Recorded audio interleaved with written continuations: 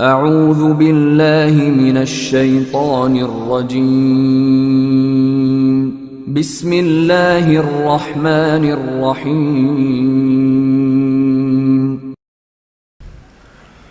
আল্লাহ তাআলার বাণী শুধু কোরআন নয়, তাওরাত, জাবুর, ইনজিল, অনুরূপভাবে সহিফা যেগুলি পাঠিয়েছেন, অনুরূপভাবে হাদিসে কুদসি, সবগুলি কিন্তু আল্লাহর বাণী। আল্লাহর বাণীর কোনো শেষ নাই। আল্লাহর বাণীর কোনো শেষ নাই। আল্লাহ নিজে বলেছেন, ওয়ালাউ আন্না মা ফিল আরদি মিন শাজারাতিন আকলামুন ওয়াল বাহরু ইয়ামুদ্দুহু মিন বা'দি সাবআতি আবহুরিন মা নাফিদাত কালিমাতুল্লাহ। আল্লাহর কালিমা লেখে কেউ শেষ করতে পারবে না। আল্লাহর বাণী অনেক বেশি। আমাদের কাছে আল্লাহ যে বাণীটা আমাদের জন্য পাঠিয়েছেন সেটা হচ্ছে কোরআন। আল্লাহ তাআলা এই মাসটিকে কোরআন সহ আল্লাহর বাণীর জন্য পছন্দ করেছেন। এই জন্য সামনে যে মাসটি আমাদের সামনে আসছে, এই মাসটিতে আমরা এই আল্লাহ তাআলার রহমতের, বরকতের, মাগফিরাতের, ক্ষমার সব কিছু, জাহান্নাম থেকে মুক্তির এই মাসটিতে আমরা অবশ্যই আল্লাহ তাআলার কাছে এগুলো চেয়ে নেব ইনশাআল্লাহ। যেগুলি আমাকে আজকে আলোচনার জন্য বলা হয়েছে, যে বিষয়টা, সেটা হচ্ছে রমাদান থেকে বা সিয়াম থেকে আমাদের কি শিক্ষা। প্রিয় ভাইয়েরা, আল্লাহ তাআলা বলেন, ইয়া আইয়ুহাল্লাযীনা আমানু কুতিবা আলাইকুমুস সিয়ামু কামা কুতিবা আলাল্লাযীনা মিন ক্বাবলিকুম লাআল্লাকুম তাত্তাকুন।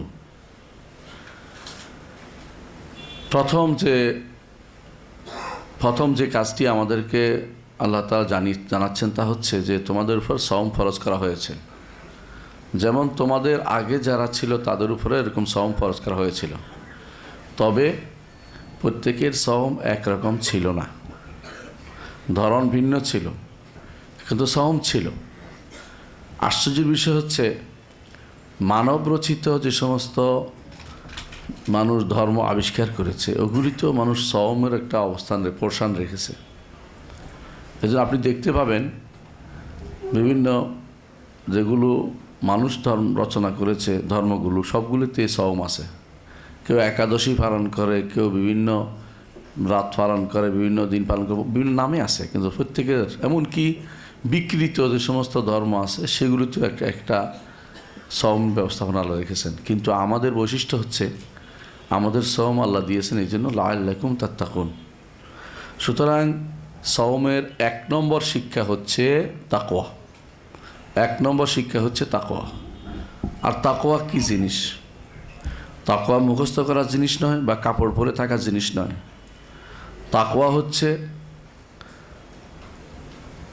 তাকওয়া হচ্ছে এমনভাবে চলা যাতে আল্লাহর সীমারেখা, আল্লাহ তাআলার দেয়া সীমারেখা মেনে চলা হয়। অর্থাৎ গুনাহ থেকে বাঁচার জন্য আল্লাহর আলোতে চলে, গুনাহ থেকে বাঁচবেন। আর নেক কাজ করার জন্য আল্লাহর আলোতে চলে নেক কাজ করবেন। আল্লাহ ছাড়া আপনার নেক কাজ করার ক্ষমতা নেই, আল্লাহ ছাড়া আপনার গুনাহ থেকে বাঁচার কোনো ক্ষমতা নেই। এটা মাথায় রেখে আপনি সর্বক্ষণিক আল্লাহর সচেতনতা যেটাকে বলে, এটা রাখবেন, আপনি মুত্তাকি হতে পারবেন। তাকওয়ার একটা অর্থ আমরা সবসময় করি আল্লাহ ভীরুতা বা খোদা ভীরুতা, এই সমস্ত নাম বলি। খোদা ভীরুতা বলাই যাবে না, আল্লাহ ভীরুতা কথাটা আমরা বলি। হ্যাঁ, ব্যাপক অর্থে নিঃসন্দেহে আল্লাহকে ভয় না করলে তাকওয়ার অধিকারী হওয়া যায় না। কিন্তু ভয়ের সাথে সাথে আল্লাহকে ভালোবাসতে হবে, আল্লাহর কাছে আশাও করতে হবে। এই জন্য তাকওয়া শব্দের যদি অর্থটা করা হয় বেশি সুন্দর হয়। আপনারা চিন্তা করে দেখবেন, আলেমরা আছেন, যে আল্লাহ সচেতনতা, কনসাসনেস যেটাকে বলা হয়। আপনি প্রতিটি কাজ করবেন, ভালো কাজ করতে যাচ্ছেন, আল্লাহ সম্পর্কে সচেতন থাকবেন যে আল্লাহ আপনাকে সওয়াব দিবে। গুনাহ থেকে বাঁচতে যাচ্ছেন, সচেতন থাকবেন যে আল্লাহ আপনাকে এর জন্য সওয়াব দিবেন, আল্লাহ তৌফিক দিবেন। তো সব সময় আল্লাহ সম্পর্কে সচেতন থাকা, প্রতিটি কাজে কর্মে, প্রতি মুহূর্তে, এটাই মূলত তাকওয়া। আলী ইবনে আবি তালিব রাদিয়াল্লাহু আনহুকে জিজ্ঞাসা করে তাকওয়া কী জিনিস, তিনি বলছেন, কাঁটাযুক্ত পথে তুমি হাঁটো। তো সেখানে হাঁটার সময় তুমি কি করো? তোমার কাপড় গুটিয়ে রাখো, কেন? যাতে করে কাঁটায় আটকে না যায়। তাওয়াক্কুল হচ্ছে এরকম একটা অবস্থা, সচেতন থাকা যে কখন কাঁটায় আটকে যাবে, কখন কাঁটায় আটকে যাবে। আমি তো তোলে আটকে গেলে সামনে আগাতে পারবো না। তো কাঁটাযুক্ত পথে হাঁটার সময় পায়ে লাগবে, কাপড়ে লাগবে, শরীরে লাগবে, এই যে সচেতনতা জিনিসটা, সেই জিনিসটাই তিনি আমাদেরকে সাবধান করেছেন যে এমন পথে তুমি চলছো যেই পথে কাঁটা রয়েছে, সেই পথে কীভাবে চলো, গুটিয়ে চলো নিজেকে, কাপড় গুটিয়ে চলো, পা গুটিয়ে চলো, যাতে করে তোমার গায়ে না লাগে। দুনিয়ার পুরো কাজই আমাদের জন্য এরকম কণ্টকাকীর্ণ। ইমানদারের জন্য দুনিয়া পুরোটাই কণ্টকাকীর্ণ। এখানে তাকে চলতে হলে প্রতি মুহূর্ত তাকে সচেতন থাকতে হবে, মানে যে কোনো মুহূর্ত তার তাকওয়া নষ্ট হয়ে যেতে পারে, যে কোনো মুহূর্তে, এবং মুহূর্তে তার মর্যাদা উপর থেকে একেবারে নিচ জায়গায় চলে আসতে পারে। আল্লাহ তাআলার কাছে প্রিয় বান্দা হওয়ার পর থেকে আপনি পড়ে যেতে পারেন। কোরআনে কারীমে আল্লাহ তাআলা এক ব্যক্তির কথা উল্লেখ করেছেন, আপনার তার কর্ম জানেন, বালাম বিন বাউরার ঘটনা বলেছেন যে আল্লাযী আতাইনাহু আয়াতিনা ওয়াতলু আলাইহিম নাবা আল্লাযী আতাইনাহু আয়াতিনা ফানসালাখা মিনহা ফাআতবা'হু আশ-শাইতান ফাকানা মিনাল গাওয়িন ওয়ালাউ শি'না লারাফা'নাহু বিহা ওয়ালাকিন্নাহু আখলাদা ইলাল আরদ। আল্লাহ তাআলা বলছেন যে তাকে তো আল্লাহ অনেক কিছু দিয়েছেন, নিদর্শন দিয়েছেন, কিন্তু আবার আল্লাহ তাকে যখন ছেড়ে দিয়েছেন তখন সে একেবারে নিচে পতিত হয়ে গেল। ঈমানদার তাওহীদ এবং ঈমানে অনেক উপরে উঠে, শিরিক করলে অনেক নিচে পতিত হয়ে যায়। আল্লাহ তাআলা কোরআনে কারীমে এটা উল্লেখ করে বলেছেন, ওয়া ইউশরিক বিল্লাহি ফাকান্নামা খাররা মিনাস সামাই ফাতাখতাফুহু আত-তায়রু আও তাহবি বিহি আর-রিহু ফি মাকানিন সাহিক।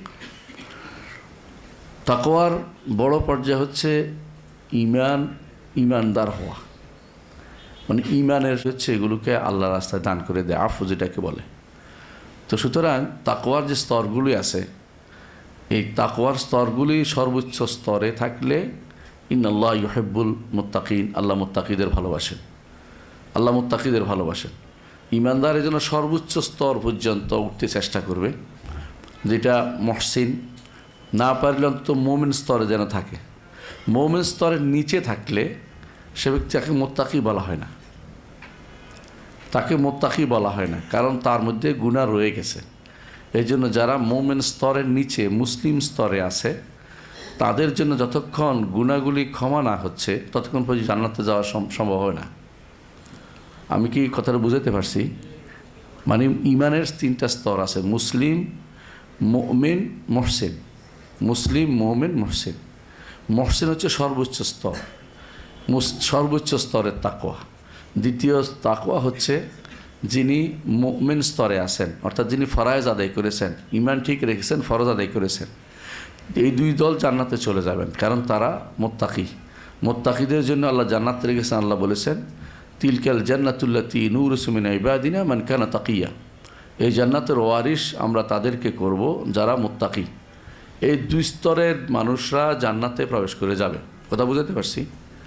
এদেরকে আল্লাহ তাআলা এদেরকে কোথাও আটকাবেন না, তারা পার পেয়ে যাবেন যদি আপনি মুমিন হন, মুহসিন হন।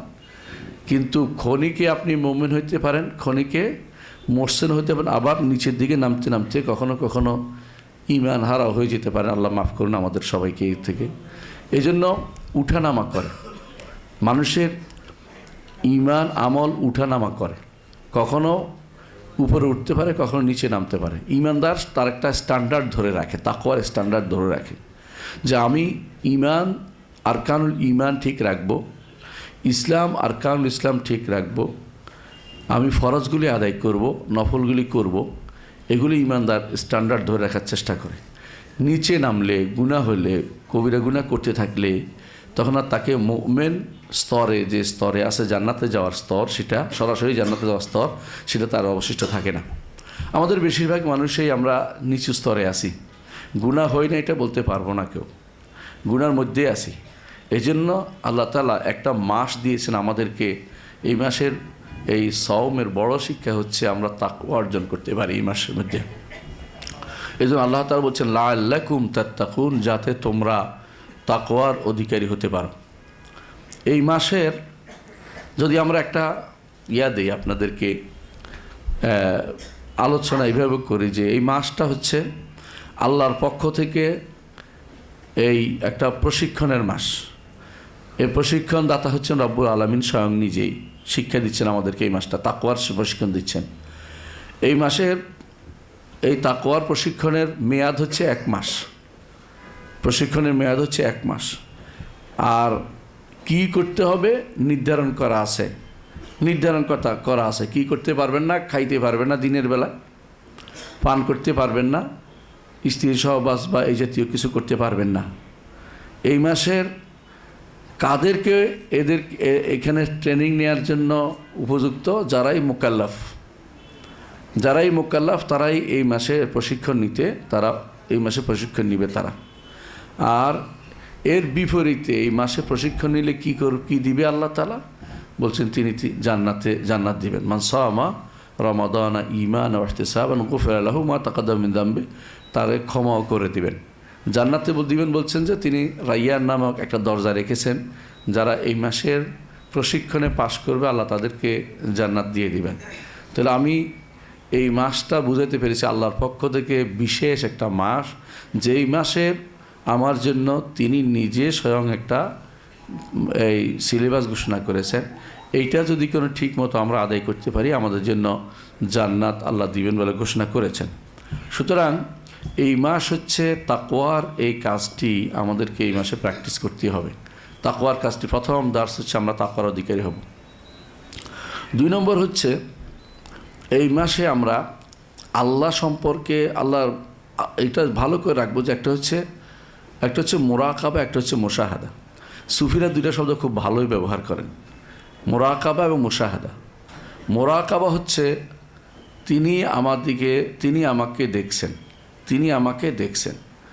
তো এই মাসে আপনি প্রতি মুহূর্ত মনে হবে তিনি আমাকে দেখছেন।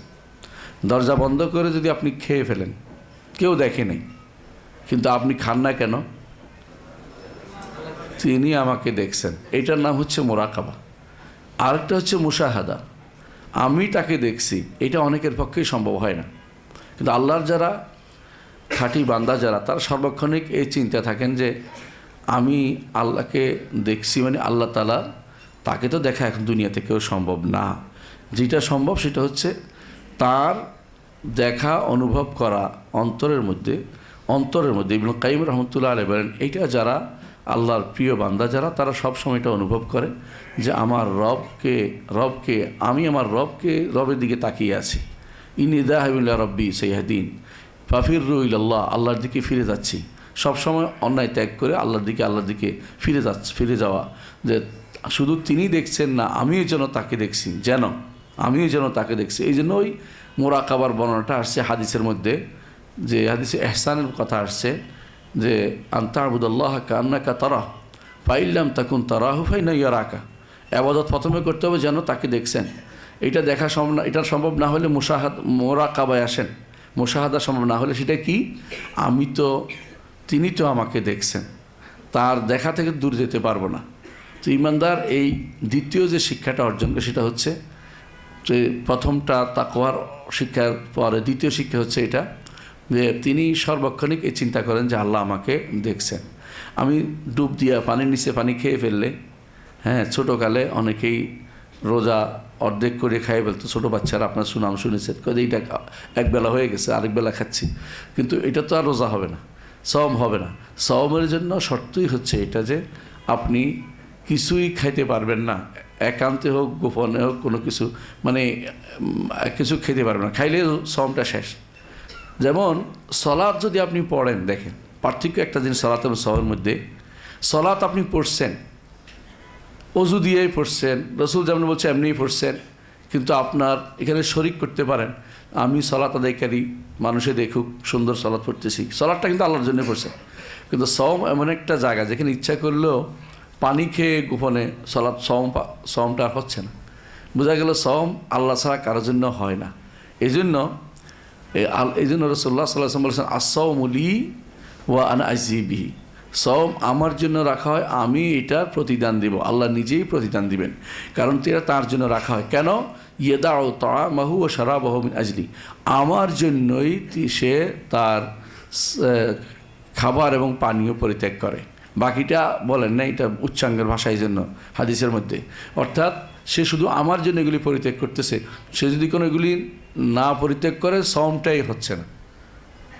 আর ওখানে সওমটাতে যেমন সলাতে কেউ সলাৎ পড়তে পারে, সব কিছু মিলিয়ে সলাতে শরিক হচ্ছে, কিন্তু সওমের মধ্যে কাউকে শরিক করা যায় না, কারণ কারোর জন্য কেউ সওম পালন করতে পারে না। এই জন্য সওম লি ও আনা আজিবি, সওম আমার জন্য, আমার জন্য রাখা হয়, আমি তার যা দেব, প্রতিদান দেব। এর দ্বিতীয় শিক্ষা মোরাকাবা, এটা খুবই গুরুত্বপূর্ণ। 3 নম্বর শিক্ষা হচ্ছে ব্যক্তি নিজেকে নিয়ন্ত্রণ করে। রমাদানে সওমের মাধ্যমে একজন ব্যক্তি নিজেকে নিয়ন্ত্রণ করে। নিয়ন্ত্রণ কিভাবে করে? হাদিসে আছে, রাসূলুল্লাহ সাল্লাল্লাহু আলাইহি ওয়াসাল্লাম বলেছেন, যখন তোমাদের কেউ সওম রাখে, সেই জন্য চিল্লা চেঁচামেচি না করে, এবং কেউ যদি তাকে গালি দেয় সেই জন্য বলে আমি সওম পালনকারী। এটা কিন্তু নিজেকে নিয়ন্ত্রণ করা, নিজেকে নিয়ন্ত্রণ করা। এটা কিন্তু খুব কঠিন কাজ। যদি আপনি চিল্লাচিল্লি করেন তাহলে আপনার সওমটা কিন্তু যে কোনো সময় নষ্ট হয়ে যেতে পারে বা সওয়াবহীন হয়ে যেতে পারে। এই জন্য আপনার এই নিজেকে নিয়ন্ত্রণ করা শিক্ষা দেয় আমাদেরকে সওম, নিজেকে নিয়ন্ত্রণ করা শিক্ষা দেয়। এই জন্য জাবের রাদিয়াল্লাহু আনহু থেকে একটি বর্ণনা আসছে, তিনি বলেছেন যে একজন মানুষ যখন সওম পালন করো, তোমরা যখন একজন সওম পালন করো, তখন তোমার কান যেন সওম পালন করে, তোমার চোখ যেন সওম পালন করে, তোমার জিহ্বা যেন সওম পালন করে। অর্থ কি? তোমার কানে যেন হারাম না শোনো, তোমার চোখে যেন হারাম না দেখো, তোমার জিহ্বা যেন হারাম কথা না বলে, এইটা যেন নিয়ন্ত্রিত থাকে তোমাকে।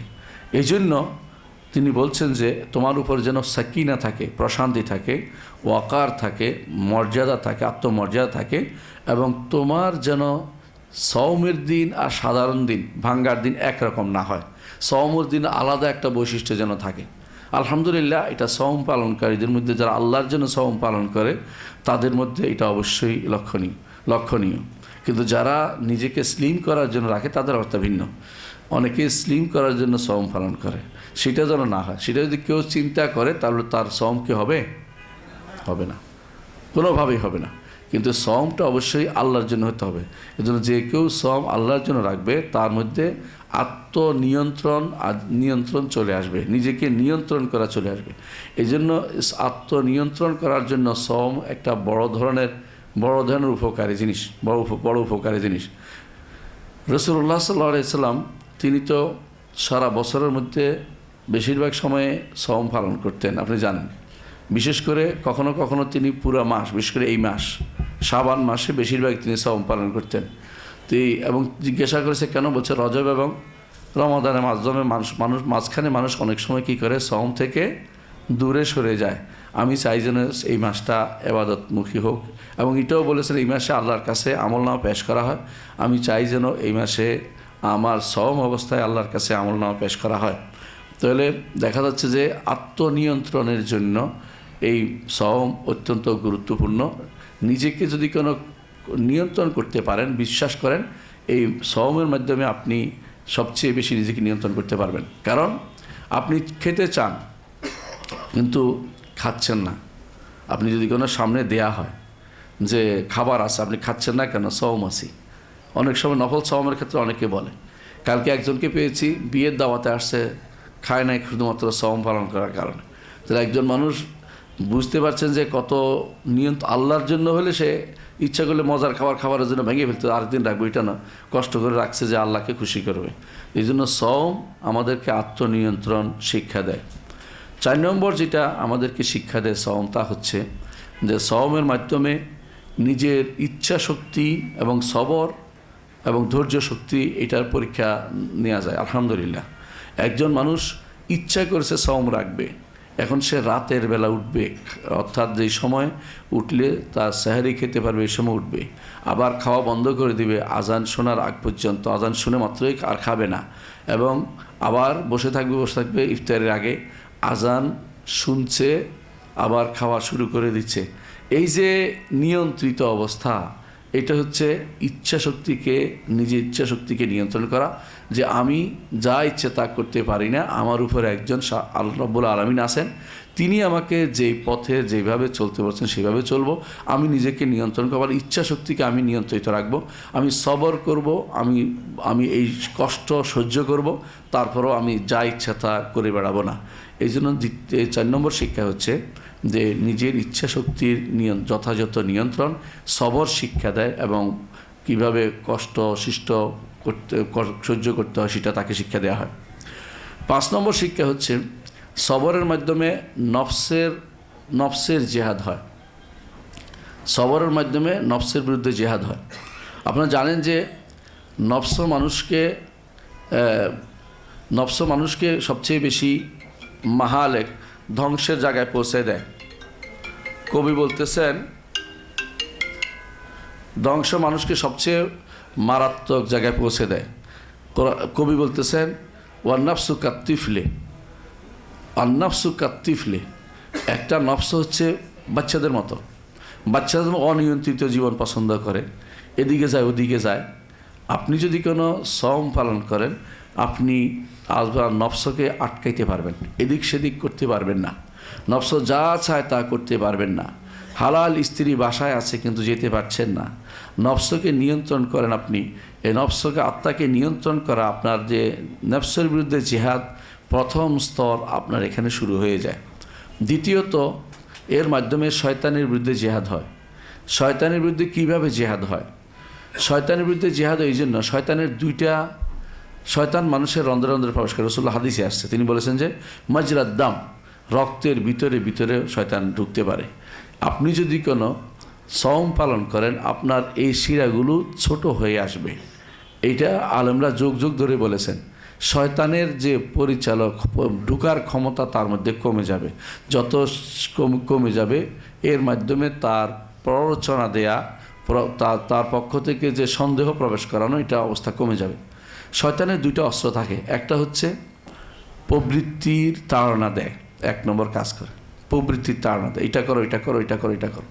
দ্বিতীয় অস্ত্র হচ্ছে শয়তানের সন্দেহ ঢুকিয়ে দেয়, অন্তরের ভিতরে সন্দেহ ঢুকিয়ে দেয়। 2টি জিনিসকে নিয়ন্ত্রণ করার জন্য সওমের চেয়ে উত্তম কিছু হতে পারে না। এই জন্য সওম আপনাকে শয়তানের বিরুদ্ধে এবং নফসের বিরুদ্ধে একই সাথে যুগপত জিহাদের পথে নিয়ে যেতে পারে। আলেমরা এই জন্য দেখেন, একটু ভালো করে দেখেন, যুগ ধরে যতগুলি বড় বড় যুদ্ধ হয়েছে, সবগুলি যুদ্ধ কিন্তু সওম অবস্থা হয়েছে এবং রমাদান মাসে হয়েছে। বদরের যুদ্ধ রমাদান মাসে হয়েছে, আপনারা জানেন রমাদান মাসে হয়েছে। এরকম বড় বড় যুদ্ধগুলো, আইন জালুতের যুদ্ধ, যেটাতে ইবনে তাইমিয়া রাহমাতুল্লাহ আলাইহি নিজে ছিলেন, রমাদান মাসে হয়েছে। এই রমাদান মাসে এই যুদ্ধ করার কারণ হচ্ছে শয়তান দূরে থাকে, আপনাকে প্রবঞ্চনা দিতে পারবে না, প্ররোচনা দিতে পারবে না, আপনাকে খারাপ দিকে নিয়ে যেতে পারবে না। এই জন্য আল্লাহর পক্ষ থেকে সাহায্য আপনার জন্য নাজিল হবে। সেই জন্য রমাদান মাসের একটি শিক্ষা হচ্ছে যে রমাদান মাসে অধিকাংশ সময় আলেমরা ফতুহাত, যুদ্ধগুলো এই মাসে করতেন। এই মাসে যুদ্ধে ইমাম জয়লাভ করেছে, যোগে আলেমরা, মুসলিম শাসকরা এই মাসের যুদ্ধে জয়লাভ করেছে।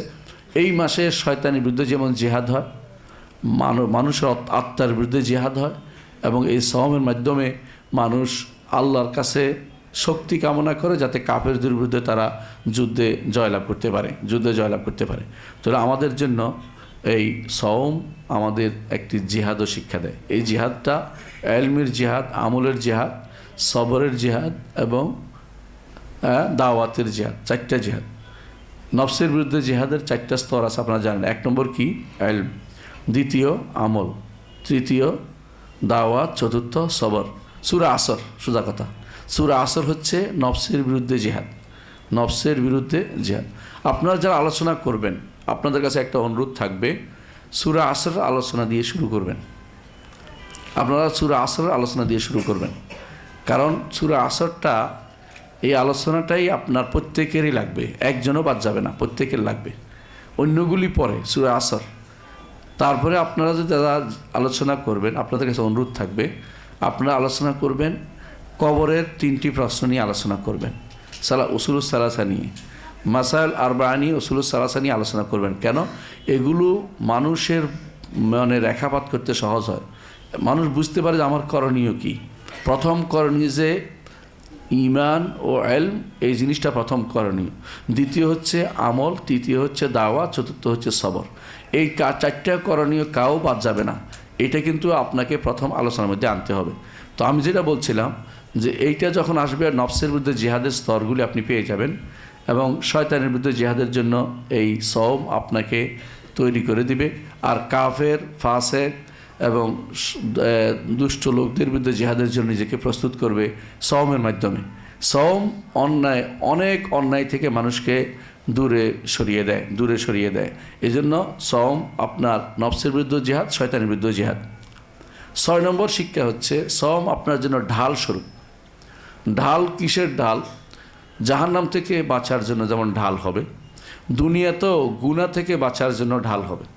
যে কোনো গুনাহ থেকে বাঁচার জন্য সওম ঢাল। কারণ আপনি জানেন যে গুনাহটা করলেই সওমটা হালকা হবে অথবা সওমটা বাতিল হবে, দুইটার একটা হবে। হয় সওমটা হালকা হচ্ছে, নয় বাতিল হয়ে যাচ্ছে।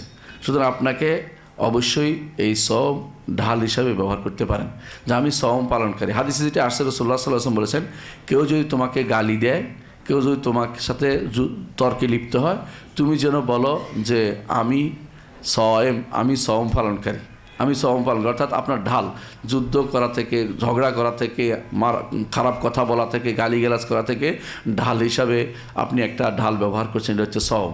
সুতরাং সওম আপনার জন্য ঢালের উপকারিতা দিবে, শিক্ষা দিবে। 7 নম্বর যেটা শিক্ষা, তা হচ্ছে সওমের কারণে আপনি আপনার অভ্যাসকে দুর্বল করতে পারবেন। অনেকগুলো অভ্যাস আছে, সে অভ্যাসগুলোকে আপনি দুর্বল করে দিতে পারবেন।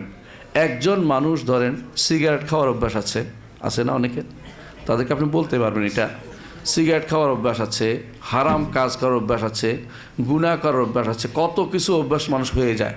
এমনকি এমন সব কাজ মানুষে অনেক সময় করে যেগুলো সে ইচ্ছা করলেই পরিত্যাগ করতে পারছে না, ইচ্ছা করলে পরিত্যাগ করতে পারে না, মানে তার ইচ্ছা শক্তি দুর্বল। কিন্তু সওম আপনাকে এই খারাপ অভ্যাসগুলো থেকে বাঁচানোর পথে একটা বড় ধরনের একটা সহযোগী শক্তি হিসাবে কাজ করবে।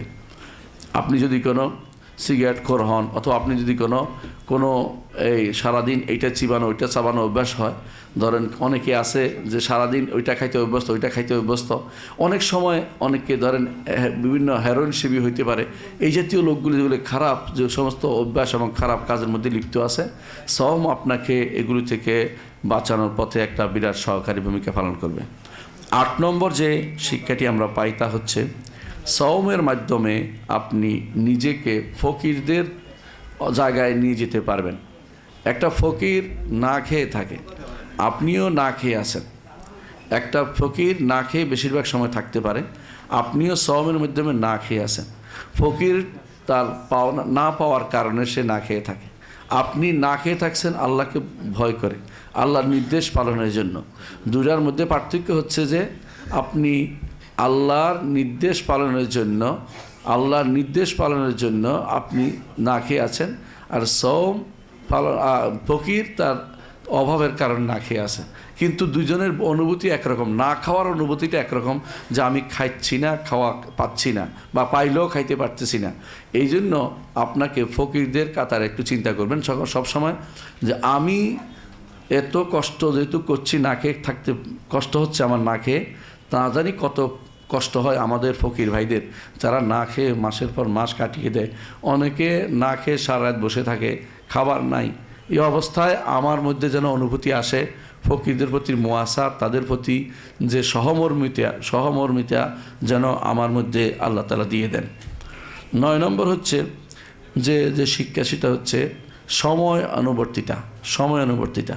অর্থাৎ সওম আপনাকে সময়ের প্রতি যথাযথ হেফাজত করতে সময় আপনাকে সাহায্য করবে। অর্থাৎ এই জন্য যে সময়ের প্রতি সাহায্য কীভাবে করবে, আপনি চিন্তা করবেন যে দেখেন সারাদিন সওম পালন করছে, ইফতার করার পরে একটু গড়াগড়ি দেন বা না দেন, আবার প্রস্তুতি নেন কিসের জন্য? তারাবির জন্য। এরপরে তারাবি পড়ার পরে ঘুমাচ্ছেন, উঠে গেছেন আবার কিসের জন্য? সাহারির জন্য। আবার সাহারি শেষ করে আবার ফজরের সালাতের জন্য বসে আছেন। সালাত পড়ে যদি বসে থাকেন আরেকটু সূর্য ওঠা পর্যন্ত, তাহলে আপনার একটা পূর্ণ উমরার এবং হজের সওয়াব পাচ্ছেন। অনেক কষ্ট করে বসে থাকেন, আবার একটু যদি ঘুমিয়ে নেন, উঠেন কি জন্য? কোরআন তেলাওয়াতের জন্য। যে সময়টা পার হয়ে যাবে, কোরআন তেলাওয়াত আমার শেষ হবে না, কোরআন তেলাওয়াত করতে হবে যাতে করে কোরআনে কারীমকে যথাযথ এই মাসে আমি কাজে লাগাতে পারি। এর মধ্যে আবার বিকালে দাওয়াতের জন্য সময় দিবেন আপনারা যারা দাওয়াত দেন। এর অর্থ হচ্ছে আপনি সময়টাকে পুরোপুরি কাজে লাগাতে পারবেন এবং শিক্ষা দিবে আপনাকে যে আমার সময় কিভাবে কাজে লাগাতে হয়। রমাদান এবং সওম আমাকে সেই শিক্ষা দিয়েছে। পরবর্তীতে আপনি আর এই অভ্যাসটা ত্যাগ করতে পারবেন না। আপনার মনে হবে যে আমার সময়টা কাজে লাগানো উচিত, নির্ধারিত সময় নির্ধারিত কাজটা করা উচিত, এর বাইরে অন্য কিছু করলে সেটা আমার জন্য সহনীয় হবে না, ভালো হবে না, কাজটা আমার জন্য সুখকর হবে না। যে আমি কেন সময় নষ্ট করব, কারণ সময়ের প্রতি আপনাকে, সময়ের ব্যাপারে আপনাকে প্রশ্ন করা হবে, সময়ের ব্যাপারে আপনাকে প্রশ্ন করা হবে। এই জন্য 10 নম্বর শিক্ষাটা, এর মধ্যে 10 নম্বর শিক্ষাটা আমি বলি। 10 নম্বর শিক্ষা হচ্ছে দুনিয়ার প্রতি বিমুখতা। এটা আসবে সওমের মাধ্যমে। কারণ রাসূলুল্লাহ সাল্লাল্লাহু আলাইহি ওয়াসাল্লাম বলেছেন, ইয়াকফি লিবনে আদম লোকাইমাত, বনি আদমের জন্য কয়েকটা লোকমাইতে যথেষ্ট হয়ে যায়। এই যে সওম পালন করেন, সাহারি খান, সাহারি কি খুব বেশি খায় কেউ? খুব বেশি খায় না, কয়েকটা লোকমা, কিন্তু এটা তার পিঠকে সোজা রাখে। ইউকিমনা সুলবা, রাসূল বলছেন এই লোকমাগুলো তার পিঠ সোজা রাখতে সহযোগিতা হবে। অল্প কিছুতেই কিন্তু একটা দিন পার করতে পেরেছেন।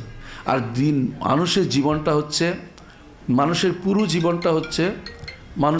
জীবনটা হচ্ছে কিছু নিঃশ্বাসের সমষ্টি ছাড়া কিছুই না। নিঃশ্বাসের সমষ্টি মাত্র। একটা দিন সুন্দরভাবে অতিবাহিত করছেন, নিঃশ্বাস নিতে পারছেন, আলহামদুলিল্লাহ। আরেকটা দিন আসবে, আরেকটা নিঃশ্বাসের জন্য কিছু সময় আপনি পাবেন। সুতরাং আপনার হায়াত কুল্লুহা, পুরো জীবনটা হচ্ছে আনফাস, কিছু নিঃশ্বাস ছাড়া আর কিছুই না। সুতরাং এই নিঃশ্বাসটাকে যথাযথভাবে কাজে লাগাতে হবে। এই নিঃশ্বাসটাকে প্রতি মুহূর্তে কাজে লাগাতে হবে। একটা মুহূর্ত আল্লাহ তাআলার ইবাদতের বাইরে যাওয়ার অর্থ হচ্ছে এই নিঃশ্বাসের জন্য হাসরের মাঠে জবাবদিহি করতে হবে। যেখানে আল্লাহ তাআলা যেখানে বলেছে, আল্লাহ রাসূল সাল্লাল্লাহু আলাইহি ওয়াসাল্লাম যেখানে বলেছেন যে হাসরের মাঠে তাকে আন উমরিহি ফিমা আফনা, জীবন কোথায় বিনষ্ট করেছে তার সময় তাকে প্রশ্ন করা হবে। আরেকটা প্রশ্ন অতিরিক্ত হবে এই যৌবনের, যে আন শাবাবিহি ফিমা আবলা, তার যৌবন সে কিসে তার যৌবনটাকে কাজে লাগিয়েছে, বড় কাজ কি করেছে যৌবনে, তা নিয়েও প্রশ্ন করা হবে। সুতরাং একটা বড় শিক্ষা হচ্ছে আপনাকে দুনিয়া বিমুখ করবে। দুনিয়া বিমুখ করা এটা খুবই দরকার। কারণ আল্লাহ নিজেই বলেছেন, বাল তুসিরুনাল হায়াতুদ দুনিয়া ওয়াল আখিরাতু খায়রুম ওয়া আবকা।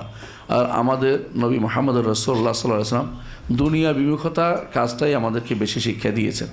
নিজে কখনো এই উদাহরণ দিয়েছেন যে কেউ গাছের নিচে শুয়েছে আবার চলে গেছে, দুনিয়ারকে এরকম উদাহরণ দিয়েছেন। আবার উদাহরণ দিয়েছেন যে দুনিয়া হচ্ছে এরকম যে কিছু সময়ের মাত্র শুধুমাত্র আছি, মাতা, এই মাতা ছাড়া আর কিছুই না। তো সুতরাং যেই ব্যক্তি এই পথে আছেন, চলে যাবেন, এই পথ রাসূলুল্লাহ আমাদেরকে জানিয়েছেন। এর অর্থ হচ্ছে যুদ ফিদ দুনিয়াটা খুবই গুরুত্বপূর্ণ। এই জন্য যে ব্যক্তি এই সওম যথাযথ পালন করতে পারবে তার মধ্যে অবশ্যই যুহুদ ফিদ দুনিয়া আসবেই। অল্প খাওয়া, অল্প তুষ্টিতা, এটা তার মধ্যে আসবে। তবে আমাদের মধ্যে অনেক সময় দেখা যায় অনেকেই, এটা অবশ্যই সাবধান করবেন, মেয়েরা বিশেষ করে ইবাদত করা বাদ দিয়ে সারা বিকাল পুরোটাই শুরু করছে যে কী বানাবে, ইফতারি বানাবে। এইটা আসলে অতি বাড়াবাড়ি ছাড়া কিছুই না। বিশেষ করে বাঙালি ভোজন রসিকরা সবচেয়ে বেশি এই কাজটা করে। অন্য কোনো দেশে এত কিছু নিয়ন্ত্রণ করে, নির্ধারিত জিনিস খায়, যেগুলি উফা দেয় এগুলি খায়। আর আমরা যেগুলি উফা দেওয়া না, কাজে লাগে না, এগুলি খাওয়ার জন্য ব্যস্ত হয়ে পড়ি।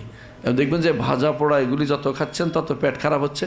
দেখবেন যে রাতে আর যাইতে পারতেছেন না, আপনি তাহাজ্জুদে দাঁড়াইতে পারতেছেন না, তারাবিতে কিয়াম করতে পারতেছেন না। এগুলি সবই কারণ হচ্ছে আপনি যে খাবারের চিন্তায় ব্যস্ত আছেন। খাইতে পারি নাই, যেটা দিনে খাইতে পারি না, রাত্র থেকে এটা খেয়ে উসুল করে আরও বেশি করে খেয়ে নেব, তাহলে যুহুদ ফিদ দুনিয়া আসবে না। রাসূলুল্লাহ সাল্লাল্লাহু আলাইহি ওয়াসাল্লামের পদ্ধতি অনুসরণ করেন। 3 ভাগের 1 ভাগ যদি খেতে পারেন, 2 ভাগ যদি পানির জন্য 1 ভাগ রাখবেন, বাতাসের জন্য 1 ভাগ রাখবেন, তাহলে অবশ্যই আপনার মধ্যে যুহুদ ফিদ দুনিয়া আসবে। আপনার আল্লাহ তাআলা এর মধ্যে বরকত দিবেন। 11 নম্বর শিক্ষা হচ্ছে আল্লাহর কিতাব নিয়ে গুরুত্ব দেয়া। এই মাসে আল্লাহ তাআলা কিতাব নাজিল করেছেন। আমরা আগেই বলেছিলাম এই মাসে আল্লাহর বাণীগুলি সবই এই মাসে এসেছে।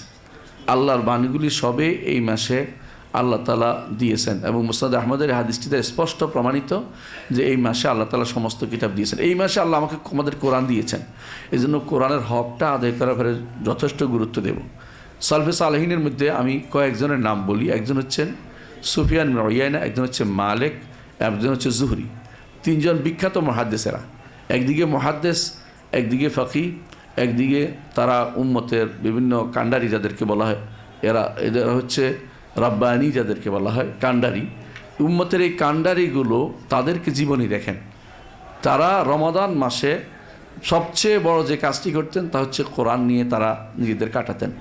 এমনকি এটা আপনারা ভালো করে জানেন যে ওসমান ইবনে আফফান রাদিয়াল্লাহু আনহুর বেশিরভাগ কাজ ছিল কোরআন নিয়ে। রমাদান মাসে তারা একটু বেশিই করতেন। রমাদান মাসে আল্লাহর কালামের সাথে গুরুত্ব দেওয়ার অর্থ হচ্ছে আল্লাহর কালামকে গুরুত্ব দিয়ে আপনি শিখে যাবেন। এরপরে আপনি অভ্যাসে তৈরি হয়ে যাবে কোরআন তেলাওয়াত করা। কোরআন তেলাওয়াত করা দুই রকম অর্থ, একটা হচ্ছে মুদারাসা, শুধু পড়া, আর একটা হচ্ছে মুদারাসা, স্টাডি করা। দুইটাই কিন্তু আপনার দরকার আছে। পড়াও দরকার, স্টাডিও দরকার। শুধু পড়বেন, মুখস্থ করাবেন আর বক্সায় দিবেন, এটা অভ্যাস যেন না হয়। আপনারা যারা আলোচনা করবেন, বোনদেরকে বলবেন, ভাইদেরকে বলবেন, আপনারা অবশ্যই কোরআনকে স্টাডি করবেন, পড়বেন, অর্থ সব বুঝে পড়ার চেষ্টা করবেন। হেদায়েত আমাদের পূর্বসূরীরা পেয়েছে কোরআনের থেকে অর্থ গ্রহণ করে। আমাদের শেখ মোহাম্মদ বিন সালেহ উসাইমিন বলতেন দুইটাই কোরআন তেলাওয়াত, কিন্তু যেই তেলাওয়াতের মধ্যে তাদাব্বুর আছে ওই তেলাওয়াতটাই উদ্দেশ্য, আর যেই তেলাওয়াতটা তাদাব্বুর নাই এটা সব পাবেন। 1 হরফে 10 নেকি থেকে শুরু করে আল্লাহ যাকে বাড়িয়ে দেবে ভিন্ন কথা, কিন্তু এইটার মধ্যে ওই ফায়দা হবে না যেই ফায়দা তাদাব্বুর মাধ্যমে হবে। কোরআন নিয়ে এই মাসে আপনি যদি কোনো গবেষণা করতে পারেন, এমনও হতে পারে যে কোরআন আপনাকে সঠিক পথটি দেখাবে।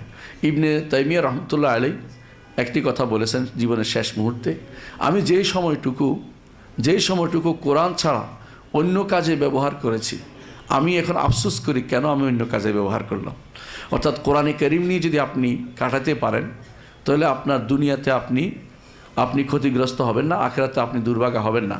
এটা আব্দুল্লাহ ইবনে আব্বাস রাদিয়াল্লাহু আনহুর বক্তব্য যে দুনিয়াতে সে পথভ্রষ্ট হবে না, লা ইয়াদুল্লু ফিদ দুনিয়া ওয়ালা ইয়াশকা ফিল আখিরা, আখিরাতে সে হতভাগা হবে না। সুতরাং কোরআনে কারীম নিয়ে আপনাকে তৈরি করার জন্য এই মাসটা একটা গুরুত্বপূর্ণ মাস। ওমর রাদিয়াল্লাহু আনহু যে দাঁড় করিয়ে দিয়েছেন সাহাবায়ে কেরামকে যে তোমরা মসজিদে সালাত করো, এই তারাবিটা পড়ো জামাতের সাথে, সেখানে কিন্তু এটা শিক্ষা রয়েছে যে এখানে কোরআনে কারীমকে নিয়ে তারা দাঁড়িয়েছে। অর্থাৎ কিয়াম করতে হলে কোরআন কারীম লাগবে, শুধু দাঁড়িয়ে থাকা তো কোনো সওয়াবের কিছু নাই। একজন মানুষ শুধু দাঁড়িয়ে থাকে সওয়াবের কিছু নাই। যেখানে কিয়ামের কথা আসছে অর্থাৎ কোরআন নিয়ে দাঁড়ানোর কথাই সেটা বুঝতে হবে। কোরআন এবং হাদিসের মধ্যে সেটাই বলেছে, মান কামা রমাদানা ঈমানান ওয়া ইহতিসাবান গুফিরা লাহু মা তাকাদ্দামা মিন যামবি, আগের গুনাহ ক্ষমা হয়ে যাবে কিয়াম করলে রমজানে। দাঁড়িয়ে থাকলে হবে তো, অর্থাৎ কোরআন নিয়ে দাঁড়াতে। আপনি বুঝাতে পারছেন কথাটা? কোরআন নিয়ে যখনই আপনি সালাত আদায় করবেন কোরআন লাগবেই। বিশেষ করে সূরা ফাতিহা তো না হলে হচ্ছেই না আপনার নামাজ, তাহলে সূরা ফাতিহার সাথে আপনার কোরআন পড়বেন। হাদিসে সাহাবায়ে কেরাম যেটা বলছেন, বিভিন্ন বর্ণনা আসছে, কানু ইয়াকরাউনা বিল মেইন, তারা মেইন দিয়ে পড়তেন। মেইন কোনগুলি বলে? 100 আয়াত বিশিষ্ট সূরা, 100 আয়াত বিশিষ্ট সূরা দিয়ে তারা পড়তেন। এর অর্থ হচ্ছে 100 আয়াত বিশিষ্ট সূরা দিয়ে তারা পড়তেন বেশি আয়াত তেলাওয়াতের জন্য। বেশি আয়াত যেমন দরকার তেমনি কোয়ালিটিও দরকার, দুটেই। কোয়ান্টিটি এবং কোয়ালিটি উভয় রকমের পড়া যদি কোনো আপনার রমাদান মাসে রাখতে পারেন তাহলে আমরা অবশ্যই রমাদান মাসের থেকে শিক্ষা অর্জন করতে পারলাম, আলহামদুলিল্লাহ। 12 নম্বর যে শিক্ষা আমরা পাই তা হচ্ছে এই দিনের মধ্যে কোনো বাড়াবাড়ি নেই, ছাড়াছাড়ি নেই এবং কষ্টকর কোনো কিছু নেই। দেখুন আল্লাহ তাআলা নিজেই সওম ফরজ করার ফলে বলে দিয়েছেন, ফামান কানা মিনকুম মারিয়াদান আও আলা সাফারিন ফাইদাতুম মিন আইয়ামিন উখার, অসুস্থ হলে সফরে থাকলে তাদের জন্য অন্য সময় তারা এটা পালন করতে পারবে। এবং সফরে সওম পালন করা সওয়াব বেশি এটা কিন্তু না, বরং যেটা তার জন্য উপযোগী বেশি এইটা করাটাই তার জন্য উত্তম। যদি সওম রাখতে কষ্ট হয় তাহলে না রাখাটাই উত্তম। যদি সওম রাখতে কষ্ট হয় না, অভ্যস্ত হয়ে যায় সওম রাখতে অনেকে, তাহলে সে রাখতে পারে, কিন্তু এটা তো অতিরিক্ত সওয়াবের কথা বলা হয়নি। মোট কথা এটাই যে একজন মানুষের জন্য কষ্ট যে নাই এই শরীয়তে, সেটা আমরা এখানে শিখি যে আমাদের দিন হচ্ছে সহজ সরল দিন। এখানে মা জাআলা আলাইকুম ফিদ্দিন মিন হারাজ, দিনের মধ্যে কঠিন কিছু রাখা হয়নি। এই জন্য যে ব্যক্তি মোটেই সওম পালন করতে পারে, অসুস্থ, তার জন্য আবার ছাড় দেওয়া হয়েছে আরেকজন গরিব মানুষকে খাওয়ানোর মাধ্যমে। একেবারে ঠিক উল্টো, এটা নয় যে একজন আরেকজনের সওম রেখে দিবে, তা কিন্তু না, বরং কি করতেছে, বরং আরেকজনকে খাবার দেওয়া হচ্ছে যাতে করে আরেকটা গরিব মানুষ উপকৃত হয়। এই দিনের যে সৌন্দর্য, এই সৌন্দর্য এই সওমের মাধ্যমে আমরা পেতে পারি। সুতরাং যে কেউ এই সওম পালন করবে তার মধ্যে দিনের সৌন্দর্য ফুটে উঠবে তার মধ্যে ইনশাআল্লাহ। সওমের 13 নম্বর শিক্ষা হচ্ছে আল্লাহর জিকির। আল্লাহর জিকিরকে বুলন্দ করতে হবে, এটা কিন্তু প্রত্যেকটা ইবাদতের উদ্দেশ্য। সালাত হোক, সওম হোক, যাকাত হোক, হজ হোক, সবার উদ্দেশ্য হচ্ছে যে আল্লাহর জিকিরকে বুলন্দ করা। এখানেও সওমের মধ্যে আল্লাহর জিকিরকে বুলন্দ আপনাকে করতে হচ্ছে। ওয়ালি তুকাব্বিরুল্লাহ আলা মা হাদাকুম ওয়ালা আল্লাকুম তাশকুরুন, যে আল্লাহতে হেদায়েত দিয়েছেন এই জন্য আল্লাহর তাকবীর ঘোষণা করা, আল্লাহকে বরত্ব ঘোষণা করা, আল্লাহর জিকির করা, এটা কিন্তু একটা অংশ। কোরআন তেলাওয়াতও জিকির, তেমনিভাবে ভালো একটা কথা বলা এটাও জিকির, নসিহত করা এটাও জিকির, আপনারা যেটা করবেন এটাও কিন্তু জিকির অন্তর্ভুক্ত। কারণ আপনারা জানেন যে আপনাদের মজলিসে যে সমস্ত মানুষ হাজির হবে এটা মাজালিসুল জিকির, আপনারা এখানে এসেছেন এটাও মাজালিসুল জিকির। মাজালিসুল জিকিরগুলো যেখানে, মাজালিসুল জিকির বলতে আমরা ওইটা বোঝাচ্ছি না যে লাফিয়ে লাফিয়ে মানুষ নর্তন কুর্দন করে, এগুলি আমাদের উদ্দেশ্য না। আমাদের উদ্দেশ্য মাজালিসুল জিকির, মাজালিসুল হালাল ওয়াল হারাম, হালাল হারাম মজলিস। মাজালিস জিকির হচ্ছে আল্লাহ সম্পর্কে যেটা আপনাকে স্মরণ করিয়ে দেয়, আল্লাহর সত্তা, নাম, গুণ, কর্ম, অধিকার, এগুলি সম্পর্কে সচেতন করে তোলে, সেটাই মাজালিস জিকির। আপনারকে হালাল হারাম থেকে বাঁচাবে কি, এটা মাজালিস জিকির। হালাল হারাম থেকে বাঁচাবে, হালাল কাজ করতে উদ্বুদ্ধ করবে, এগুলি সব মাজালিস জিকির। তো মাজালিস জিকির আপনাকে রমাদান মাসে আপনি বেশি করতে পারেন, কারণ আপনার যেহেতু এখন খাবারের চিন্তা কম, আপনি যে কোনো সময় যে কোনো কাজে আল্লাহর জিকিরের মধ্যে নিজেকে মশগুল রাখতে পারেন। 14তম যে শিক্ষা আমরা পাই সেটা হচ্ছে আল্লাহর শুকরিয়া আদায় করা। আল্লাহ তাআলা বলছেন লাআল্লাকুম তাশকুরুন, যাতে তোমরা শুকরিয়া আদায় করতে পারেন। প্রতি মুহূর্ত শুকরিয়ার জন্য শুকরিয়া নয়, আলহামদুলিল্লাহ। শুকরিয়া হচ্ছে আলহামদুলিল্লাহ। যত বেশি মুখেও শুকরিয়া আদায় করতে পারেন, কর্মকাণ্ডে দাওয়াত যত বেশি দিবেন, ততই আল্লাহর শুকরিয়া আদায় হবে। কারণ আপনার উপর যে নেয়ামত আল্লাহ তাআলা দিয়েছেন ইলমের, এলেম যদি প্রচার প্রসার করেন, যত বেশি প্রসার করবেন ততই আপনি আল্লাহর শাকের বান্দায় পরিণত হবেন। সুতরাং শুকরিয়া অবশ্যই আদায় করবেন। এর মাধ্যমে সিয়ামের মাধ্যমে আল্লাহর শাকের বান্দা হইতে পারবেন। এবং আল্লাহ তাআলা কোরআনে কারিমে আস-সাইহুন যাদেরকে বলা হয়েছে, এর হচ্ছে আস-সাইমুন, এটা তাফসির করা হয়েছে। সাইহুন হচ্ছে আস-সাইমুন, যারা সওম পালনকারী তারাই হচ্ছে সাইহ। আল্লাহ তাদের জন্য ক্ষমার ঘোষণা, জান্নাতের ঘোষণা আল্লাহ তাআলা করেছেন। সুতরাং আপনি অবশ্যই আল্লাহর শুকরগুজার বান্দা হবেন। মুহাম্মদুর রাসূলুল্লাহ সাল্লাল্লাহু আলাইহি ওয়াসাল্লাম আগের পরে সমস্ত গুনাহ আল্লাহ ক্ষমা করে দিয়েছেন, কিন্তু তিনি কখনো নফল সওমত পরিত্যাগ করতেন না, বা নফল সওম বেশি বেশি করে রাখতেন। আর ফরজ সওম তো তিনি আমাদেরকে পথ দেখিয়েছেন। 15 নম্বর যে কাজটি করবেন, আল্লাহর কাছে দোয়া করবেন বেশি বেশি করে। এটা আমাদের শিক্ষা, এটা একটা শিক্ষা যে আমরা দোয়ার শিক্ষা দেয়। দলিল হচ্ছে যে আল্লাহ তাআলা বলছেন, সওমের আলোচনা শেষে আর কি বলছেন আল্লাহ তাআলা, ওয়া ইযা সাআলাকা ইবাদি আন্নী ফাইন্নী করিবুন উজিবু দাওয়াত দাঈ ইযা দাআন ফালিয়াস্তাজিবু লি ওয়া লিউমিনু বি লাআল্লাহুম ইয়ারশুদুন। যখন আমার বান্দা আপনার কাছে প্রশ্ন করে যে আমি কোথায়, ফাইন্নী করিবুন উজিবু দাওয়াত দাঈ ইযা দাআন, আমি নিকটে, আমার বান্দা যখন ডাকে আমি তার ডাকে তাকে সাড়া দেওয়ার জন্য নিকটে। আল্লাহ তো আরশের উপরে। নিকটে অর্থ কি? এই নৈকট্য বিশেষ নৈকট্য, এটা মাইয়ার মতো সাধারণ নৈকট্য না, সাধারণ সাতিথ্য না। অর্থাৎ আল্লাহর নৈকট্য কখনো সাধারণ হয় না। আল্লাহর নৈকট্য শুধুমাত্র তার করিব মিনাল মহসিনিন, যেমন বলা হয়েছে মহসিনদের শুধু নিকটে, নেককারদের শুধু নিকটে, মুত্তাকিদের শুধু নিকটে, সয়েমদের যারা সওম পালনকারী তাদের নৈকট্য তারা পাবে। এই জন্য আল্লাহ তাআলা এখানে নৈকট্যের প্রশ্ন নিয়ে এসেছেন। আমভাবে সব মানুষের নিকটে এটা বলা যাবে না, সব মানুষের নিকটে এটা বলা যাবে না। যারা আল্লাহকে ডাকে তাদের জন্য, তাদের সাড়া দেওয়ার জন্য তিনি নিকটে। এই জন্য আকীদার মাসালাটা জানা দরকার। কথা বুঝতে পারছি আপনাদের? আল্লাহ কোরআনে কারিমে এক জায়গায় বলছে নাহনু আকরাবু ইলাইহি মিন হাবলিল ওয়ারিদ। এই নাহনু হচ্ছে ফেরেশতারা, এইটাই হচ্ছে তাফসীর ইবনে কাসির উল্লেখ করেছেন। আরেক জায়গায় আছে যে ওয়ানাহনু আকরাবু ইলাইহি মিনকুম ওয়ালাকিন লা তুবসিরুন, সেখানেও ফেরেশতাদেরকে বলা হয়েছে। ইবনে কাসির দেখলে আপনারা স্পষ্ট পাবেন সেটা। এর অর্থ হচ্ছে কোরবা, আল্লাহর নৈকট্য সবার জন্য দেন না তিনি, যারা আল্লাহর পথে এগিয়ে যায় তাদেরকে আল্লাহ নৈকট্য দেন। মান তাকাররাবা ইলাইয়া শিবরান, হাদিসে যেটা আসছে, আমার কাছে এক বিঘত এগিয়ে আসলে আমি তার দিকে এক হাত এগিয়ে আসি। এবার বার কথা আসছে হাদিসে বিস্তারিত। তাকাররুব অর্থ নৈকট্য অর্জন করা। এই নৈকট্য মাসাফা দিয়ে নয়, অর্থাৎ আপনার হাতে গোনা বা কিছু দিয়ে মাফা জিনিস না, এটা হচ্ছে আল্লাহর নৈকট্য অর্জন করা। আল্লাহ তাআলা তার ডাকে সাড়া দেওয়ার জন্য নিকটে। ওই যা সাআলাকা ইবাদি আন্নী ফাইন্নী করিবুন উজিবু দাওয়াত দাঈ ইযা দাআন, যে ব্যক্তি আমাকে ডাকবে আমি তার ডাকে সাড়া দেওয়ার জন্য নিকটে। এইটাই হচ্ছে ঈমানদারের এই আকীদা বিশ্বাস। এটার উপর নির্ভর করে তিনি আল্লাহকে ডাকবেন যত বেশি পারবেন। সওম আমাদেরকে আল্লাহকে ডাকা শিক্ষা দেয়, প্রতিটি কথায় কাজে আল্লাহকে আল্লাহর কনসাসনেস থাকা, এটা আমাদেরকে সওম শিক্ষা দিচ্ছে। 16 নম্বর যে শিক্ষা আমরা পাই তা হচ্ছে, যেগুলো বৈধ জিনিসকে আমরা রমাদান মাসেও বৈধই রেখেছি, অবৈধ করি নাই। সময় শুধু পরিবর্তন হচ্ছে।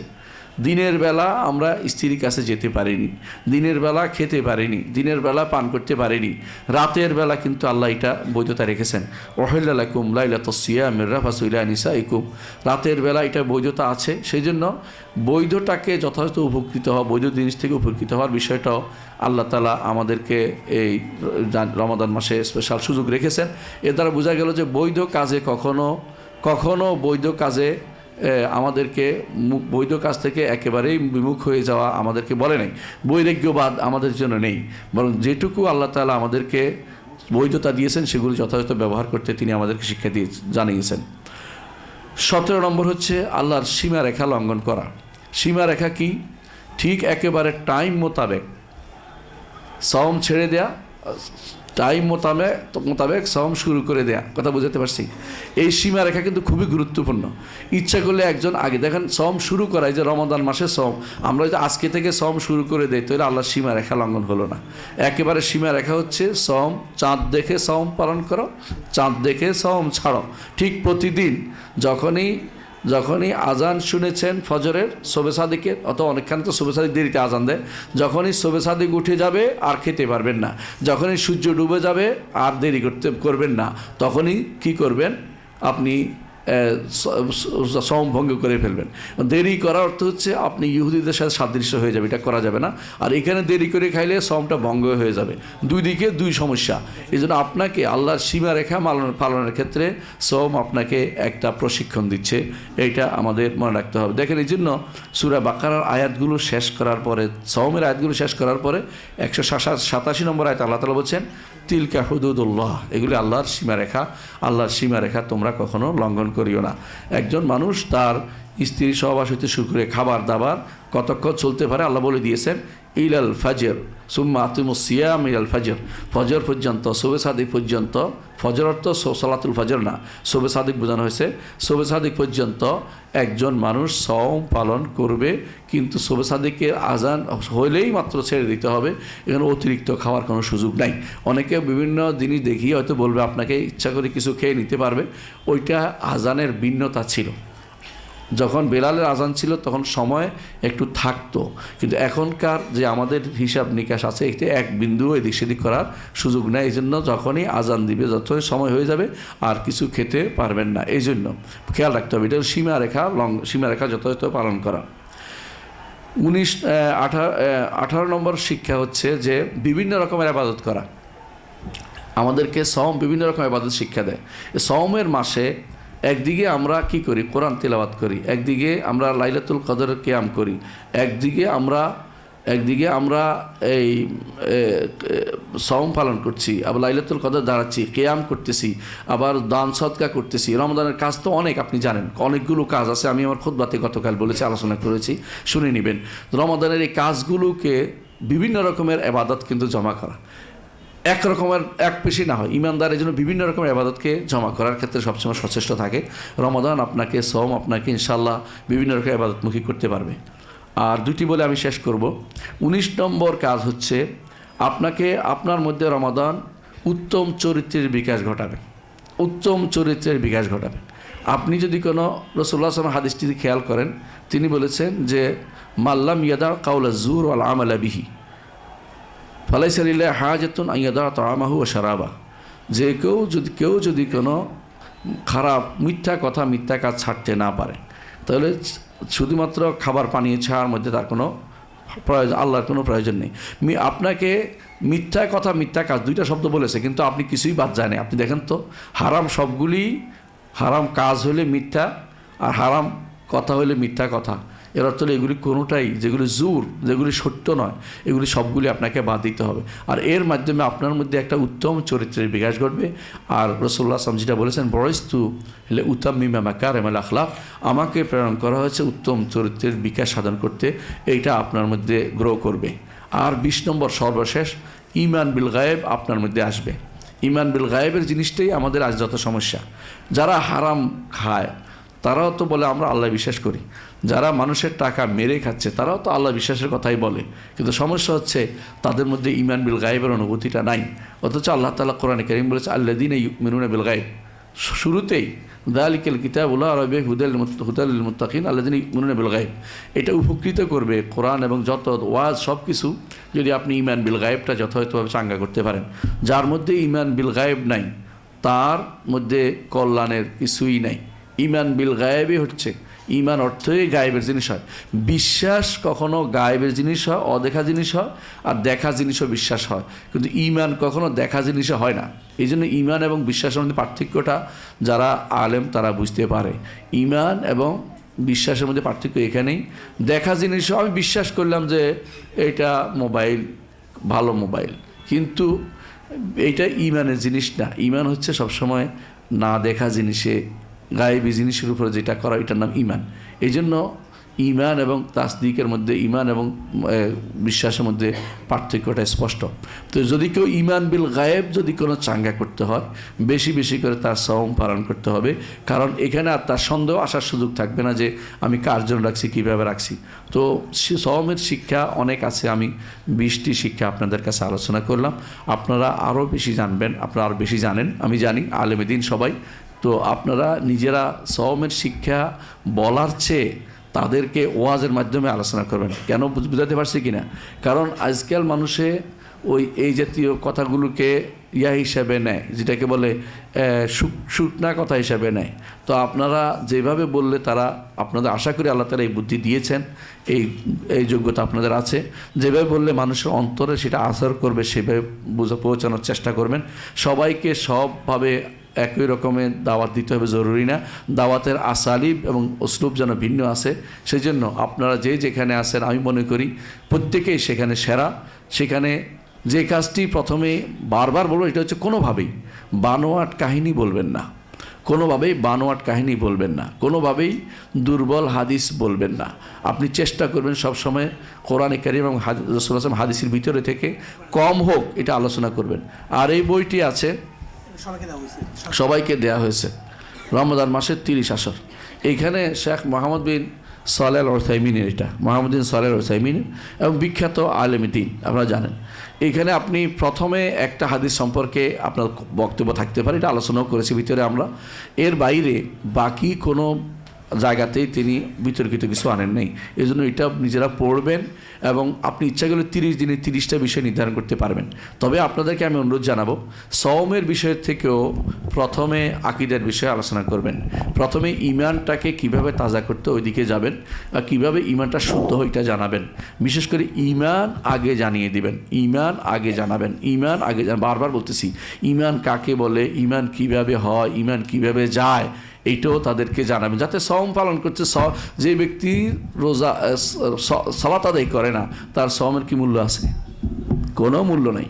আমার দেশে দেখবেন যে অনেকেই সওম পালন করে কিন্তু সালাত আদায় করে না। তাকে বুঝাবেন যে সালাত আদায় না করলে ইমানদার ন, তুমি যদি কোনো সারা বছরও সওম পালন করে কোনো কাজ হবে না, সালাত আদায় তোমাকে করতেই হবে।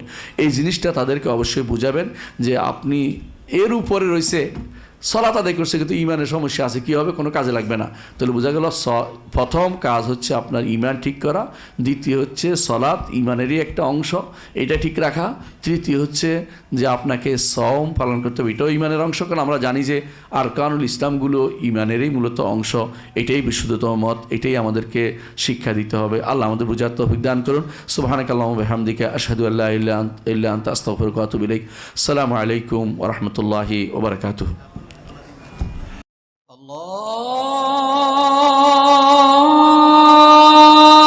الله أكبر الله أكبر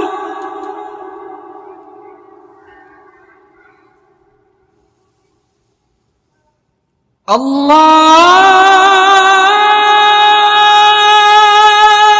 أكبر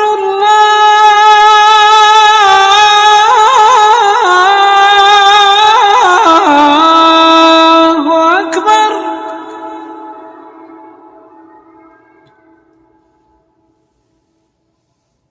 أشهد أن لا إله إلا الله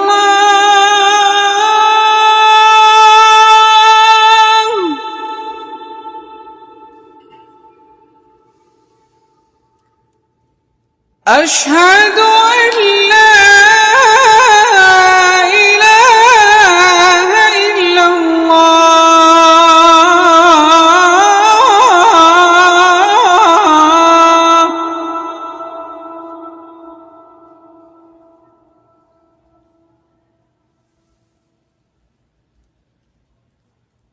أشهد أن محمد رسول الله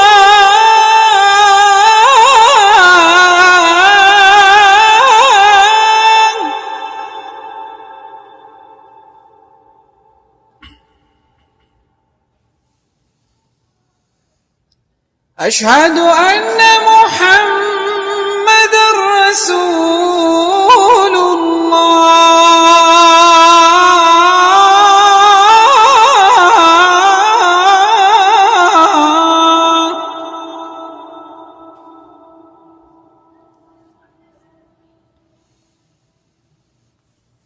حي على الصلاة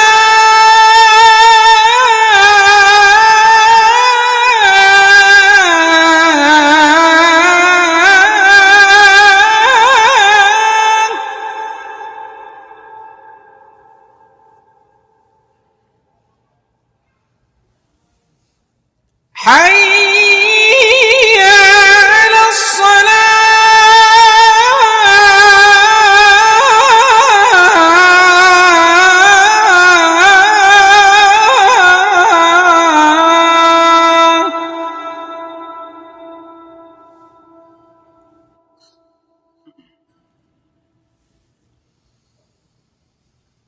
حي على الفلاح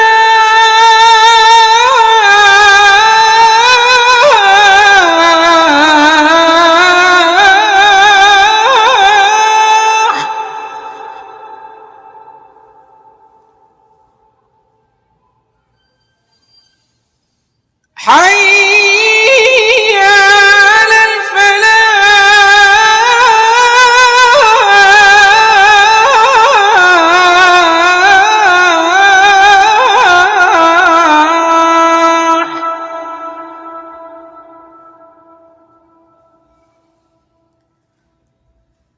الله أكبر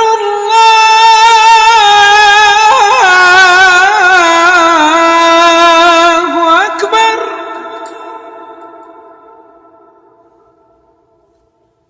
لا